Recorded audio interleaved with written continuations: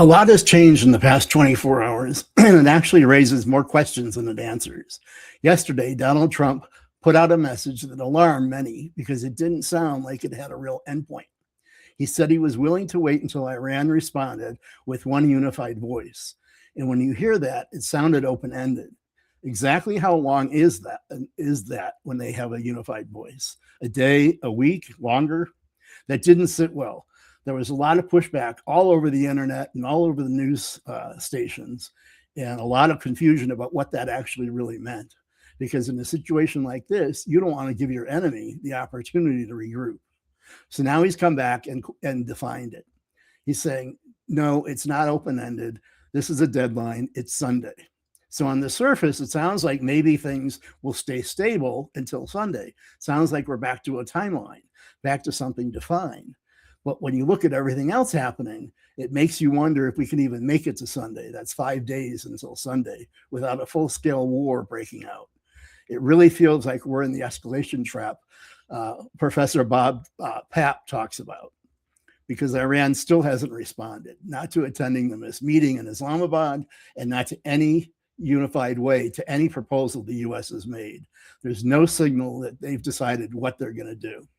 And at the same time, you're hearing more and more that there's major internal fighting happening in Tehran between the mullahs and the Revolutionary Guards, the IRGC, and clear signs the IRGC may very well be winning and is starting to call more of the shots. That's not a good sign that a peace deal can be reached. The IRGC is far more hardlined and much less likely to agree to any kind of deal with Trump than the mullahs. They don't want to help Trump in any way at all. In fact, they want to embarrass Trump and hurt him as much as possible. And what they're trying to do is hurt our economy and the world economy. So now you've got a deadline, but you don't necessarily have a counterpart that can or is willing to respond clearly to that deadline. And then you add in what the U.S. just did. The State Department is telling American citizens to leave Iran, even if it's difficult to actually do, even if flights are limited or routes are complicated. They want people out, U.S. citizens out. And that's usually tied to risk increasing, not risk decreasing, of course. So now you step back and look at the full picture. You've got a defined deadline from the U.S.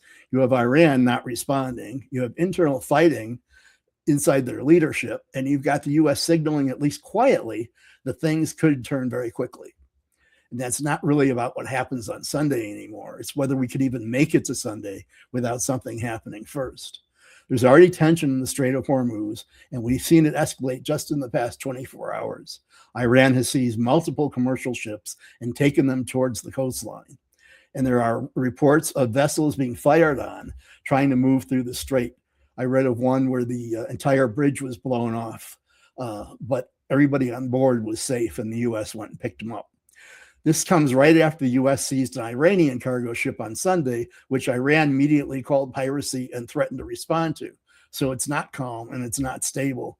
It's active. It just hasn't fully broken out yet. And when you have a situation like this, where one side has set a deadline, the other side might not even be able to respond cleanly, or doesn't want to, it doesn't usually hold. Because at some point, someone moves, something happens. And when that happens, it won't be gradual. It'll be obvious. It'll tell you immediately which direction this is going. But I think we already know what the answer to that. We know what direction this is going, and it's not good.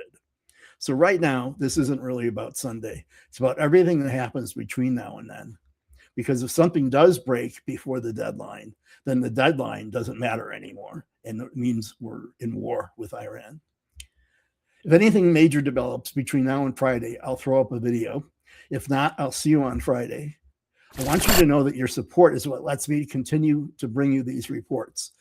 That said, I ask a favor of you. Would you please subscribe to this channel and ring the bell so you can be notified when we post? So let me say thank you for watching and subscribing, and I'll see you on Friday. Thanks.